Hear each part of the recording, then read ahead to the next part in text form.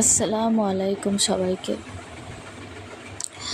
আমাদের নফসকে যখন আল্লাহ সৃষ্টি করেছিল তখন তাকে জিজ্ঞাসা করা হলো, সৃষ্টি করার পরে তাকে জিজ্ঞাসা করা হলো তুমি কে? তো নফস বলেছিল আমি নফস। তখন মহান আল্লাহ আবার ওকে জিজ্ঞাসা করলো যে আমি কে? তখন নফস বলল আমি তোমাকে চিনি না, আমি তোমাকে জানি না।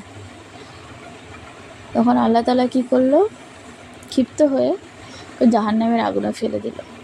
কেন ফেলে দিল? কারণ নফসের বলা উচিত ছিল তুমি আমার রব, তুমি আমাকে সৃষ্টি করেছো, কিন্তু ও তার বদলে বলল আমি তোমাকে জানি না, আমি তোমাকে চিনি না। তো ওকে জাহান্নামের আগুনে কিছুদিন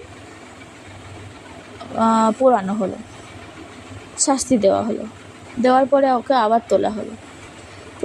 তোলার পরে ওকে আবার জিজ্ঞাসা করা হলো যে তুমি কে?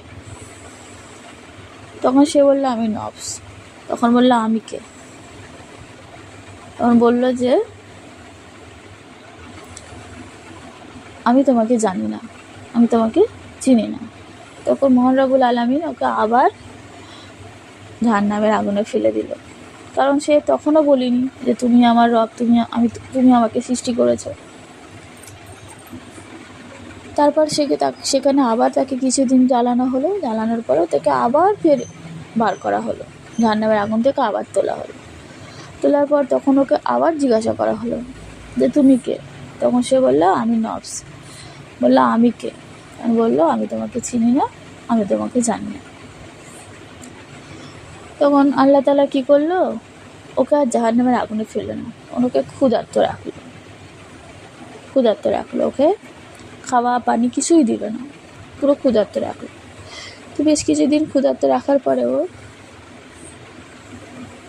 আবার ক্লান্ত বিধ্বস্ত হয়ে গেল, পুরো নেতিয়ে গেল। তখন ওকে আল্লাহ জিজ্ঞাসা করলো যে তুমি কে? তখন ও বললো আমি নফস।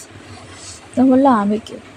তখন ও বললো যে তুমি আল্লাহ, তুমি আমার রব, তুমি আমাকে সৃষ্টি করেছো।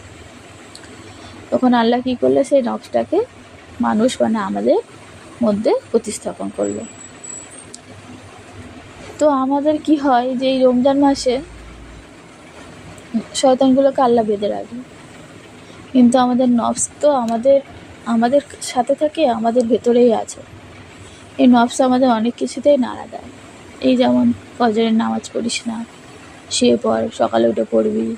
এই যেমন তারাবি নামাজ অনেক পড়তে হবে না, শুয়ে পড়। এই যেমন আজ শপিং করে আসলি, ছেড়ে দে, তারাবি নামাজ পড়তে হবে না, ছেড়ে দে।